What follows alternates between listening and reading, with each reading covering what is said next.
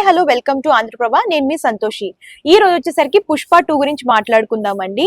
పుష్ప 2 పైన దేశవ్యాప్తంగా భారీ అంచనాలు ఉన్నాయి.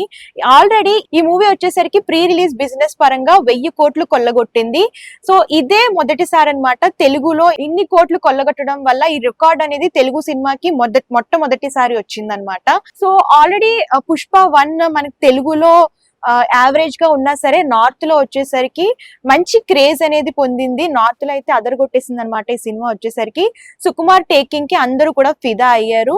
యాక్చువల్ గా పుష్ప 1 లో మీరు చూసుకున్నట్లయితే సమంత సాంగ్ కానివ్వండి, అలాగే శ్రీవల్లిగా రష్మిక నటించిన నటన కానివ్వండి, అలాగే వీళ్ళతో పాటు అనసూయ, సునీల్ వీళ్ళందరూ నటించడం వల్ల సినిమాకి అంతటికి కూడా క్రేజ్ అనేది వచ్చింది. అండ్ పార్ట్ 2 లో వచ్చినా సరే సో మీకు ఫాహిద్ ఫాజిల్ సినిమా అంతటికి కూడా ఇంపాక్ట్ అనేది తీసుకొచ్చాడు అనమాట.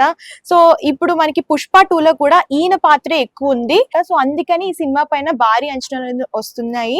అండ్ ఇప్పుడు ప్రెసెంట్ మనకి December 5th ఈ మూవీ రిలీజ్ కాబోతుంది. అండ్ దీనికి సంబంధించిన ట్రైలర్ వచ్చేసరికి బీహార్ లోని పాట్నాలో ఈ మంత్ 17th రిలీజ్ చేయబోతున్నారు. అండ్ ఈ ట్రైలర్ వచ్చేసరికి 2 నిమిషాల 44 సెకండ్లు రిలీజ్ చేయబోతున్నారు అనమాట.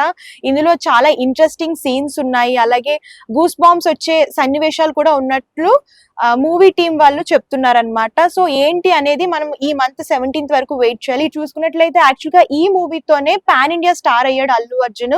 సో అందరూ కూడా చాలా వెయిట్ చేస్తున్నారు ఈ పుష్ప 2 మూవీ కోసము.